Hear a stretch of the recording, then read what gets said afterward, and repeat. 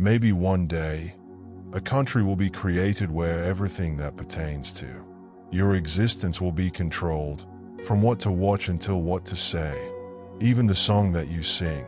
Such is life in North Korea, a nation known and perceived by many as the most secretive and isolated in the world. The official name of the country is the Democratic People's Republic of Korea, strictly led by the dictatorship of Kim Jong Un. However, the rest of the world sees it as a mysterious country. Life inside the country is highly structured and controlled. North Korea runs a propaganda-ridden society. From birth, each citizen is taught to be a believer in the divine leadership of the Kim family. Education is considered an important step for loyalty to the regime. Textbooks boast of Kim Il-sung, Kim Jong-il, and Kim Jong-un, even altering history to fit the government's motive. State controlled everything. There are no foreign channels. There is no internet for ordinary citizens, and only state-approved songs and movies are allowed. This creates an ignorance bubble where people actually believe North Korea is the most prosperous and powerful nation. A typical day in the life of a North Korean begins with mandatory group activities, like collective exercises or cleaning the streets, reflecting the government's focus on community over individuality. The state assigns jobs. A farmer, factory worker, or teacher doesn't choose. Their profession is decided based on loyalty and background. Average working hours are very long, often 12 to 14 hours a day, with little to no pay. In return, citizens are given meager food rations, barely enough for most families. Your social standing within the Psongban system determines where you live, a rigid class system based on a person's loyalty to the regime.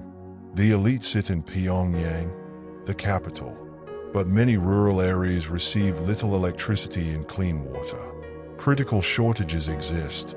The government distributes rations, but these are sporadic and woefully insufficient. Most of the population depends on informal, underground markets known as Jamadang. Malnutrition is widespread, especially in rural areas. The UN reports that nearly 40% of the population lacks enough food. Wild plants and small game are hunted in significant quantities, and sharing food is a means of survival for communities. Freedom of movement is highly curtailed. To move from one urban center to another requires special permission, and traveling abroad is almost impossible unless you are a government-approved elite. The surveillance system is all-pervasive. Neighbors are encouraged to report the activities of other neighbors, creating a climate of fear and mistrust. Punishments for dissent are very harsh. Public executions, labor camps, and imprisonment of whole families constitute some of the tools used in maintaining control. Despite strict controls, globalization is slowly seeping in through some small, unobtrusive cracks. Dramas of South Korea, Chinese electronics, and Western music seep into this secluded society.